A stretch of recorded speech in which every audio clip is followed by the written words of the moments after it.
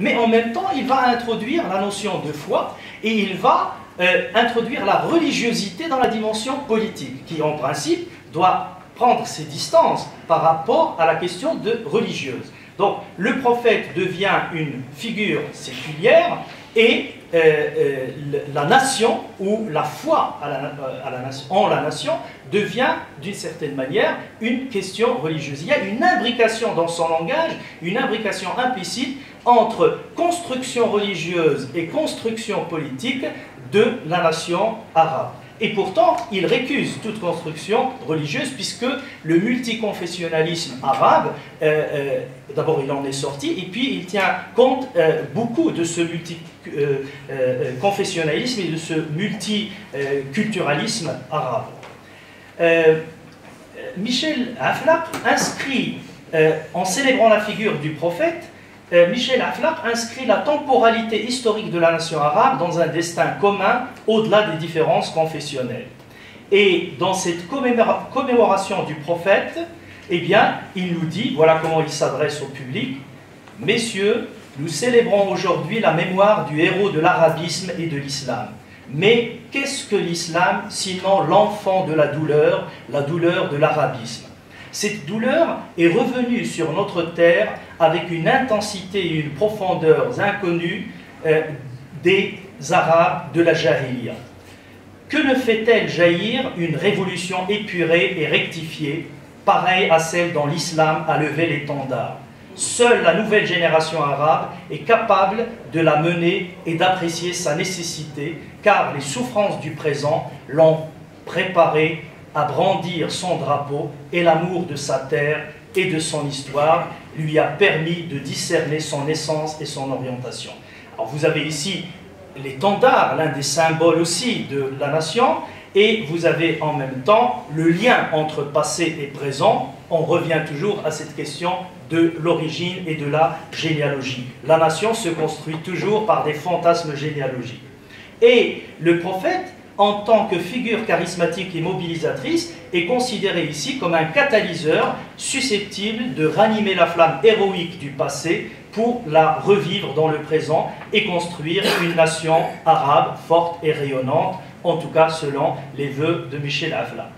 La référence au prophète comme figure exemplaire permet de juger le présent de la nation à partir d'un modèle identificatoire. Cette procédure est devenue possible dans la tradition musulmane, du moins dans sa version sunnite, car le prophète est présenté sous l'éclat du grand homme, au-delà de la fiction pieuse dont il est le médiateur. Et cette fiction pieuse, c'est ce qui prend le nom d'islam.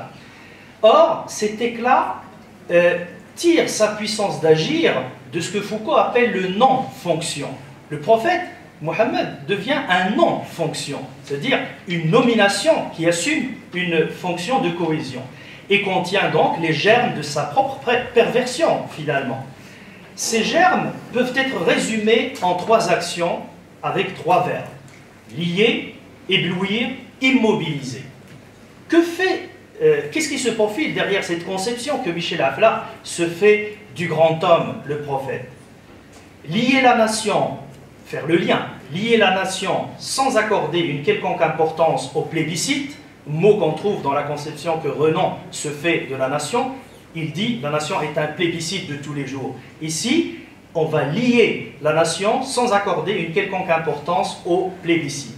Éblouir la communauté des croyants par la figure exemplaire du prophète. Et enfin, immobiliser l'identité de cette nation, l'identité historique de cette nation, par un rattachement inconditionnel au prophète en tant que modèle incontournable. Donc vous avez trois actions qui, d'une certaine manière, clôturent, inscrivent la nation arabe dans une espèce de finitude. Lier, éblouir, immobiliser. Cette situation va, à chaque crise majeure, conduire à raconter les causes des défaites de la nation à travers un discours général et affectif sur la dissolution de la communauté arabo-musulmane. Et on voit ça à chaque fois, jusqu'à présent d'ailleurs, avec aussi bien les tenants de l'islamisme que les tenants encore de ce qu'on pourrait appeler l'arabisme ou le panarabisme. Alors, évidemment, on peut se poser la question, que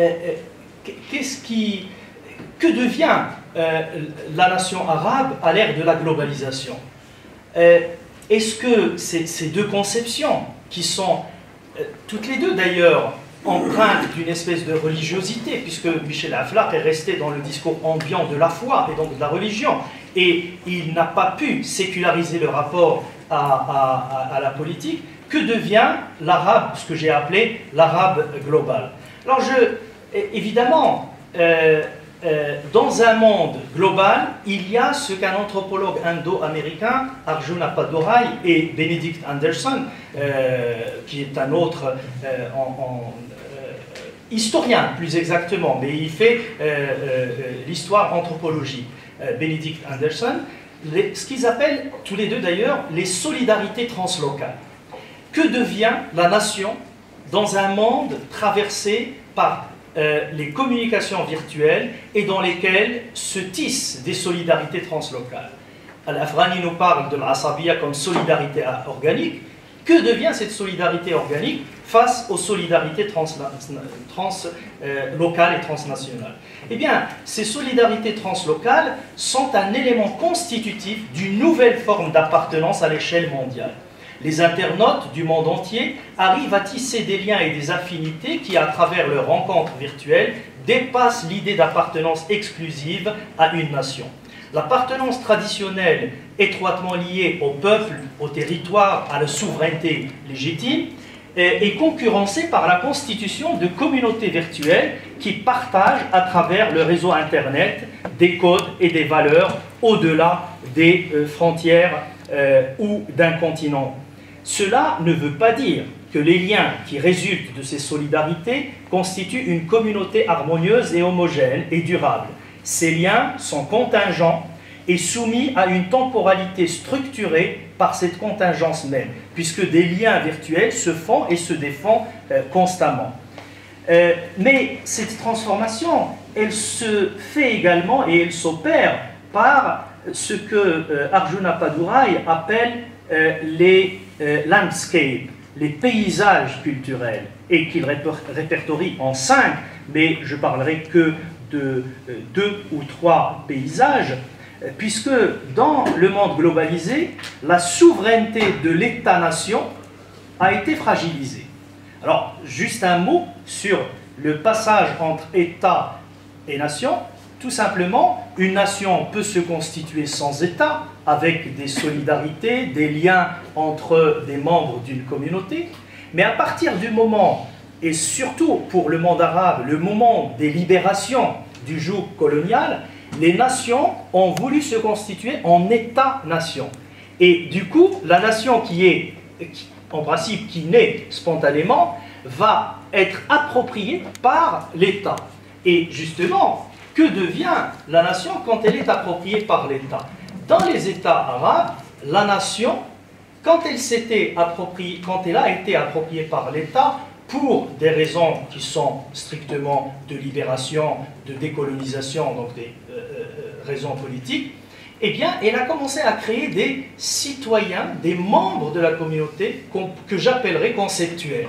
Il n'y a qu'à feuilleter les constitutions du monde arabe, il y a un décalage énorme entre la définition du citoyen dans ces constitutions et de son appartenance linguistique, ethnique, religieuse, etc., et la réalité que vivent ces citoyens dans leur quotidien. Donc, finalement, l'État ou les États arabes, quand ils se sont appropriés la nation, ils ont créé j'allais dire des personnages conceptuels, des citoyens conceptuels, qui sont en décalage par rapport à leur réalité. Alors, Arjuna Padurai parle de cette impossibilité de se constituer comme nation et comme État-nation, justement, dans le monde globalisé, à travers ce qu'il appelle les ethnoscapes. Les ethnoscapes qui sont tout simplement ce flux migratoire, ce flux des exilés, ce flux d'individus qui passent d'un territoire à un autre, d'une région à une autre, et qui contamine nécessairement l'identité et la constitution identitaire d'une nation. Il y a également ce qu'il appelle les financescapes, le flux financier qui passe toujours par le virtuel, par les réseaux Internet, et qui traverse l'économie et les finances de différents continents. Du coup, les États-nations qui pouvaient décider de leur sort en fonction de leurs choix nationaux ne peuvent plus décider de leur sort en fonction de leurs choix nationaux, puisque les multinationales imposent leur présence dans ces nations, leur présence financière et économique. Et il y a également ce qu'on appelle les mediascapes.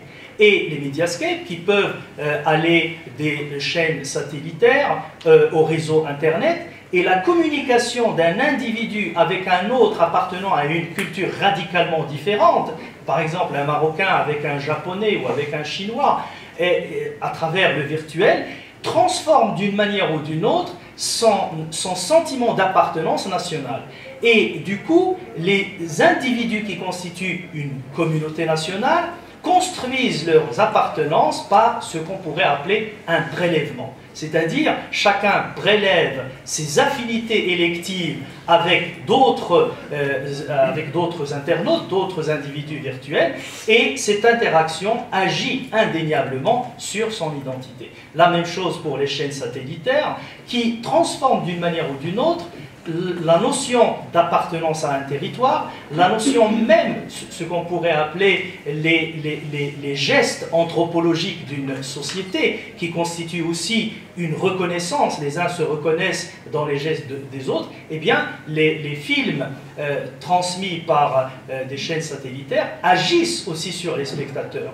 On a parlé hier d'une espèce de turquisation de l'esprit du spectateur, du téléspectateur marocain. Eh bien, il y a une nouvelle manière de vouloir s'habiller, une nouvelle manière de vouloir aimer, une nouvelle manière de vouloir vivre, qui ne vient pas d'une décision intérieure à la nation, mais qui vient justement de cette communication virtuelle, de ce que Arjuna Padura et les mediascapes, et qui agissent d'une manière ou d'une autre sur les spectateurs.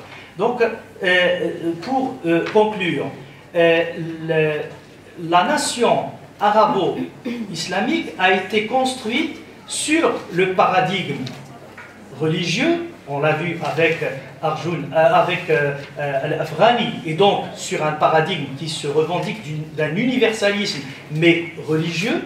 Et avec le texte de Michel Aflaq, on a vu que la nation veut être sécularisée par rapport à la religion, mais en même temps, elle tombe dans sa définition même dans un langage religieux, dans un langage de religiosité, puisqu'il met l'accent sur la notion de foi, qui intitule d'ailleurs le premier chapitre de son livre. Et du coup, le paradoxe qui se pose, c'est comment définir une nation politique tout en maintenant l'appartenance ou le choix religieux des membres de cette nation. Alors, comment peut-on construire une nation en dépassant le lien religieux et en fondant l'appartenance sur le relationnel intercitoyen, tout en maintenant aussi le choix anthropologique d'une nation, qui est un choix spontané, de la religion. Donc ce paradoxe n'a pas été résolu dans la définition même de la nation arabe, et avec la globalisation, les choses ne font qu'empirer, puisque l'appropriation de l'État l'appropriation de la nation par l'État a fait que la souveraineté de l'État-nation, fragilisée par la globalisation, ne peut plus diffuser une définition cohérente, ou je dirais organique, pour reprendre ce terme d'Al-Afghani, de la nation. Merci. Merci Khalid pour cette très belle communication et très riche. Alors vous êtes revenu donc sur le comment la nation arabe se construit-elle au contact de la globalisation. Tu es revenu donc sur deux figures centrales, à savoir Jamel-Din Afghani et Michel Aflaq. Alors concernant Jamel-Din Afghani, l'essentiel, si vous voulez, de son propos est axé autour de l'unité de la nation arabe autour de la religion. Et il insiste donc sur ce terme de Al-Asabiya, qui veut dire esprit de corps, solidarité des mêmes membres. Donc c'est une manière de renforcer l'unité organique à partir de la solidarité, et tout cela pour réunir la communauté, la Oumma musulmane, autour de la figure du khalifa. Alors, concernant Michel Aflaq, il y a eu deux discours imbriqués. Une manière et une volonté donc de se démarquer de ce discours religieux, mais en même temps un retour justement à ce qu'il appelle la foi, hein, c'est-à-dire construire une identité de la nation arabe autour de la nation de la foi. Donc il revient sur trois éléments importants qui se focalisent autour de la figure du prophète, à savoir lier, éblouir et immobiliser la nation autour de la figure du prophète. Alors le grand problème qui se pose et la grande problématique soulevée à travers l'étude de ces deux grandes figures arabes est comment donc la nation arabe pourrait-elle justement se construire à partir du contact de la globalisation. Voilà, je vous remercie. Et donc je vais donner la parole à Hesna Mabrouk. Alors, je rappelle que Hesna Mabrouk est doctorante à la faculté des lettres et des sciences humaines, rattachée au laboratoire d'études et de recherche sur l'interculturel. Elle a réalisé un mémoire de licence intitulé Identité, altérité dans l'écriture féminine, le quai d'Essia Jebbar et de Ken Bouboul. Un travail de mémoire de master intitulé Mémoire, frontières et discontinuité identitaire sur la scène littéraire postcoloniale, le cas de Rue Darwin de Boelem Sansal et le dernier vol du flamand de Miakuto.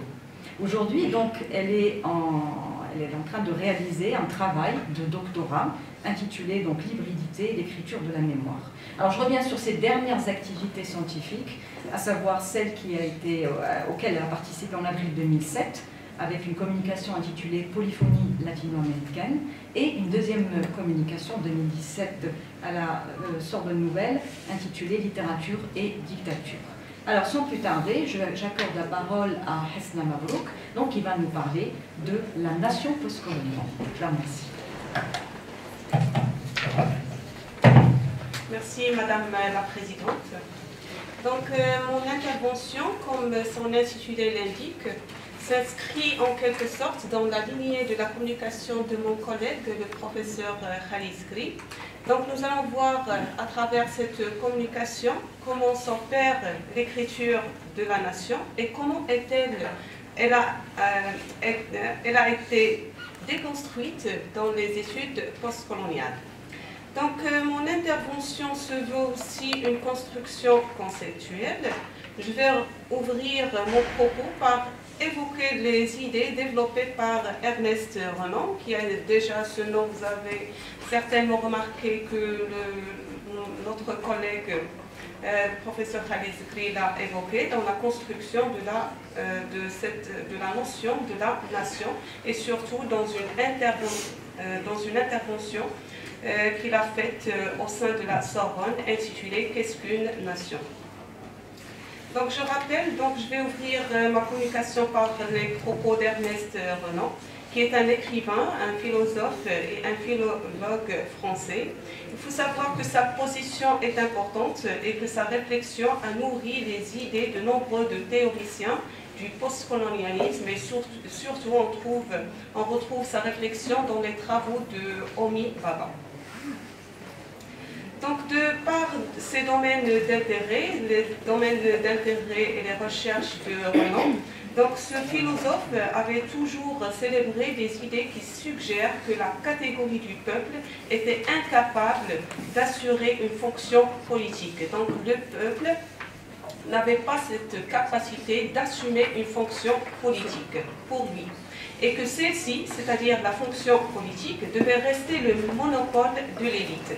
Que la conscience aussi de la nation réside dans cette partie éclairée, celle de l'élite, de la nation, qui commande le reste et qu'il justifie cela en soulignant que la civilisation à l'origine, donc il justifie sa position en soulignant que la civilisation était à l'origine une œuvre de l'aristocratie, et c'est-à-dire une œuvre d'un petit groupe.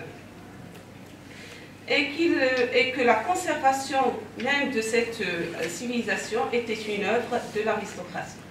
Donc, il y a une structure de l'inégalité qui se profile et qui est pour lui une nécessité absolue. Pour lui aussi, la question de la guerre, de l'esclavage peuvent être aussi positifs. Pourquoi? Parce que le peuple doit savoir sacrifier son bonheur pour que progresse l'esprit, la science et la civilisation. Donc ici se profile et se trace une structure dichotomique qui oppose l'élite au peuple, voire les subalternes. Donc, va survenir un événement historique qui va en quelque sorte brouiller les idées développées par Renan. Donc, il s'agit de la défaite française face à la Prusse en 1871. Donc, cette défaite, cet événement historique va l'amener à revisiter plusieurs de ses positions, plusieurs des positions qu'il a développées, notamment celles qui traitent du rapport à la nation. Et dont témoigne, comme je l'ai dit dans l'ouverture de ma communication, l'intervention qu'il a prononcée au sein de la Sorbonne est intitulée « Qu'est-ce qu'une nation ?» Donc la nation définie d'un point de vue politique, on va la définir d'un point de vue politique, elle est le signe de la modernité, un signe de la rationalité aussi, sous lequel se trouve homogénéisé des différences culturelles. Donc on a tendance à dire que la nation implique une langue, une race et une religion. Donc on a tendance à homogénéiser des catégories conceptuelles. Alors que ce n'est pas le cas d'ailleurs à bien des égards. Et les exemples n'en manquent pas dans ce sens. Elle est aussi signifiée par une frontière matérielle qui lui assure des limites cohésives. Les catégories différentielles telles que le genre, classe, race sont traitées comme des totalités sociales, exprimant des expériences collectives unitaires.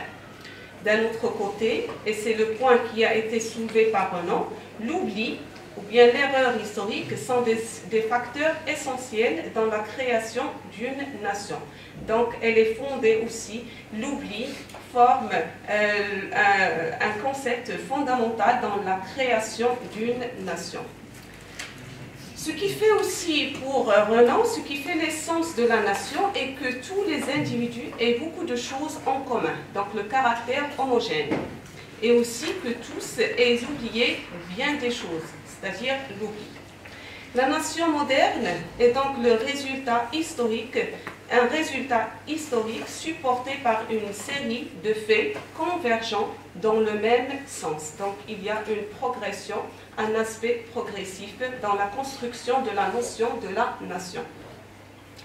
Cette rhétorique de la fixité, les principes constants, homogènes qui forment cette culture ou bien la rhétorique de la nation, forme, comme je l'ai dit, le diktat fondateur de la nation. Il corrobore dans le même sens la réflexion amorcée par Benedict Anderson, qui est un historien américain qui s'est intéressé notamment qui a axé ses travaux sur la question du nationalisme.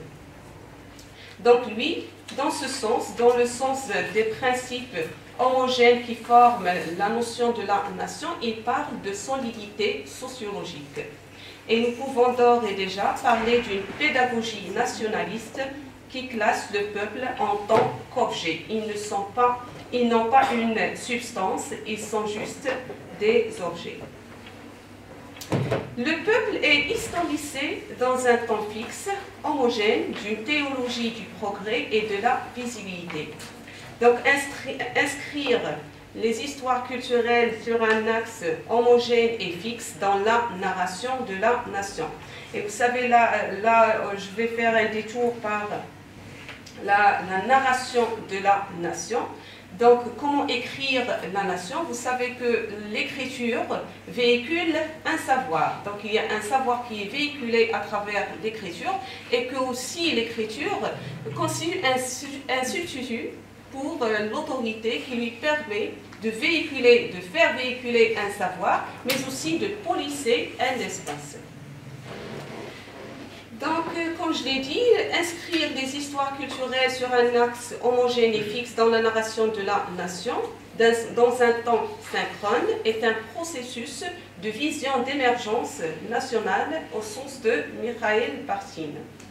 Cette vision holistique de la nation occidentale, elle est possible à travers la résolution. Donc, comment maintenir et comment assurer cette visibilité, c'est à travers la résolution. Donc, la résolution, telle qu'elle a été signifiée soit par Barthes, soit par Freud, du point de vue de la psychanalyse aussi.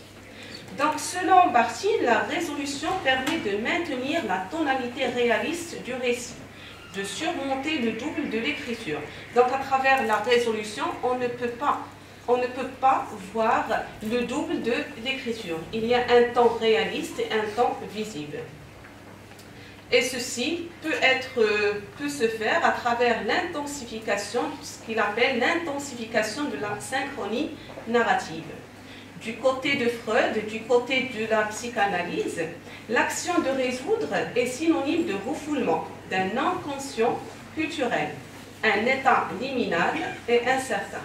En somme, l'analyse de Barthes et de Freud suggère que l'historicisme de la nation est supporté par une stratégie de régulation enveloppée dans un processus de résolution historique.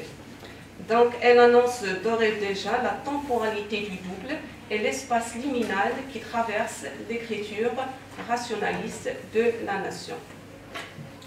Donc, toujours, la nation en tant que production narrative se détourne des expériences incommensurables de lutte et de survie du peuple.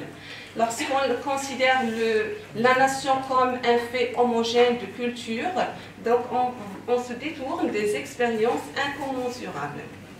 Et Fanon l'a très bien traité dans un essai intitulé Sur la culture nationale, où il nous invite justement à déplacer l'historicisme qui a dominé les discours sur la nation, à explorer l'espace de la nation en le laïcisant de l'entreprise historique de l'État.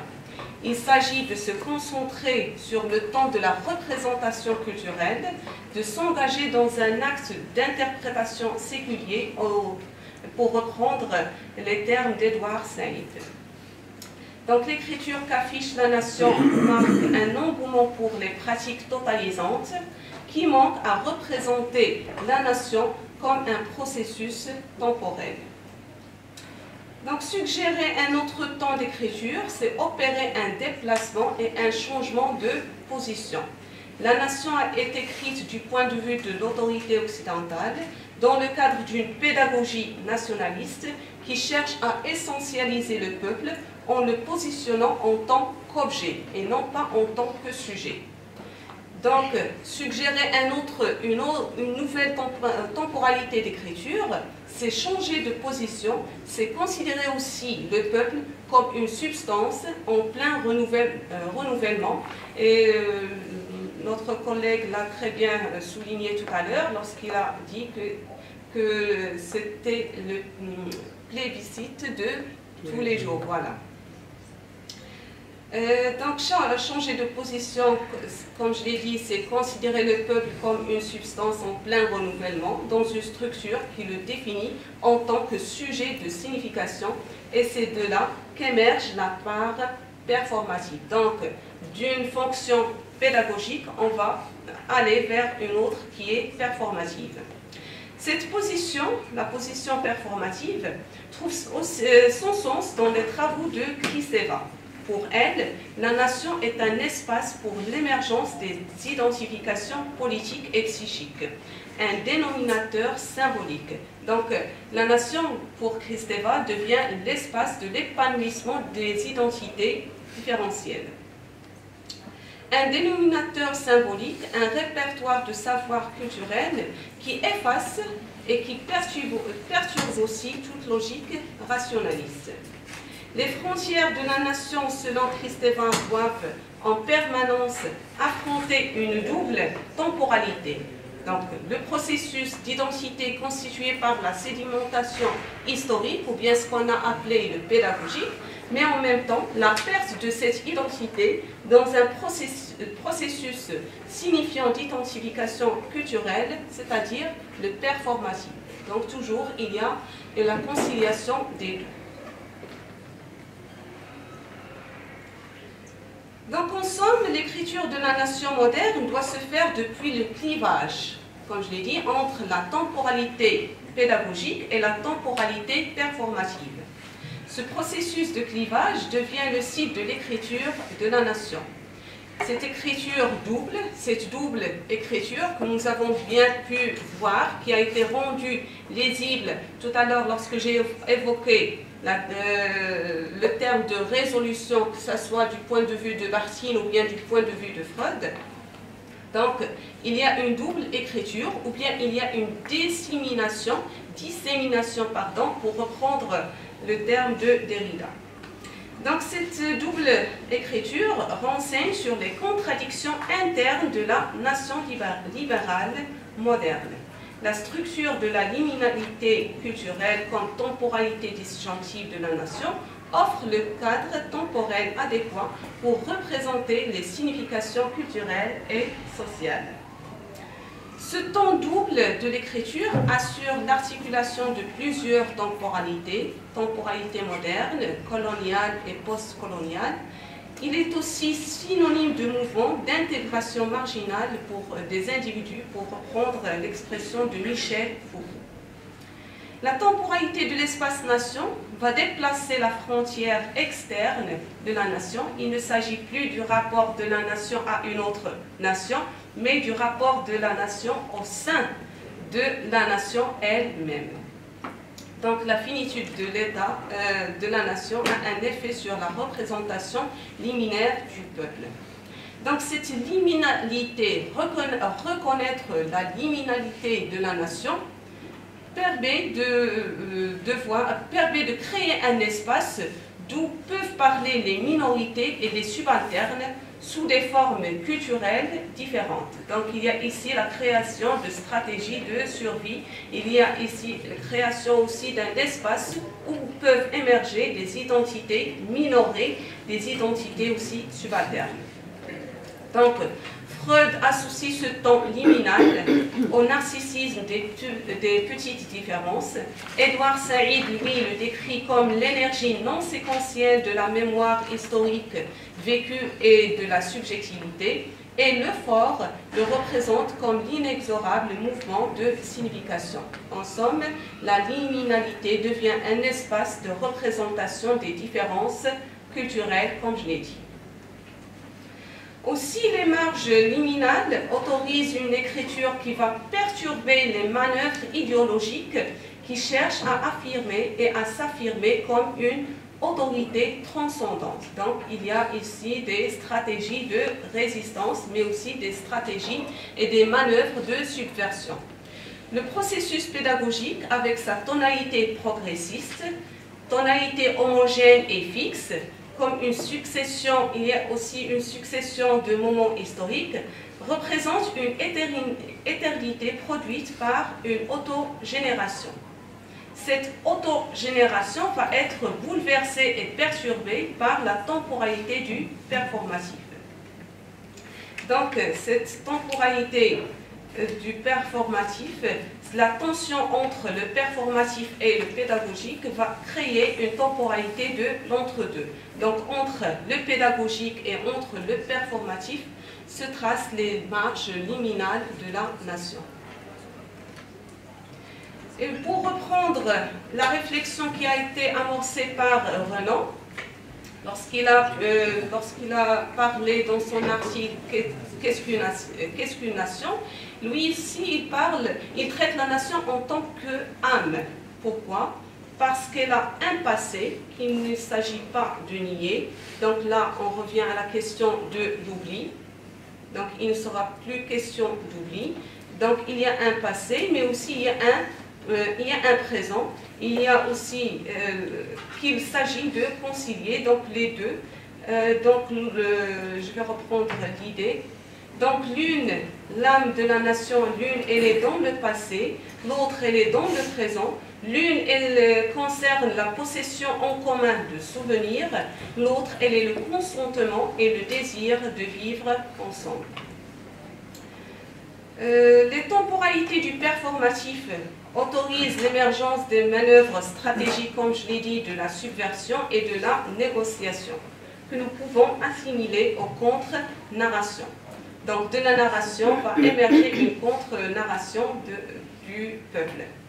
Donc pour conclure, je vais reprendre un autre passage avant de conclure. Donc rendre compte de l'espace liminal du temps homogène et vide de la nation va modifier notre rapport à la question de la différence culturelle. Donc ici, lorsqu'on va donner la voix aux différences culturelles, là va émerger cette notion de différence culturelle et on va la traiter autrement. Donc la question de la différence culturelle, elle va se déplacer d'une menace des autres peuples à une question d'altérité du peuple unique. La différence culturelle va intervenir pour transformer aussi le scénario de l'articulation et non pas pour mettre à nu les raisons de la discrimination politique. Elle va aussi changer la position d'énonciation et les relations du discours en son sein, non seulement ce qui est dit, mais d'où est-ce que cela a été dit. Donc ensemble, cette nouvelle approche, cette déconstruction de la notion de la nation invite à redéfinir les frontières de la nation de sorte que l'espace liminal devient l'implacable condition culturelle pour l'énonciation des voix oubliées, à partir d'un processus de dissémination. Et je vous remercie. Merci Asma pour ces informations très intéressantes. Alors dans votre communication, vous êtes parti donc du philosophe, de la pensée d'Ernest Renan, une pensée qui a nourri les études postcoloniales et une pensée qui met l'accent sur donc l'erreur, l'oubli, qui semble deux éléments importants pour la naissance d'une nation, selon bien sûr Ernest Renan. Alors, cette vision de Renan dégage ou laisse voir donc une certaine homogénéité, une fixité dont tu as parlé. Alors, la nation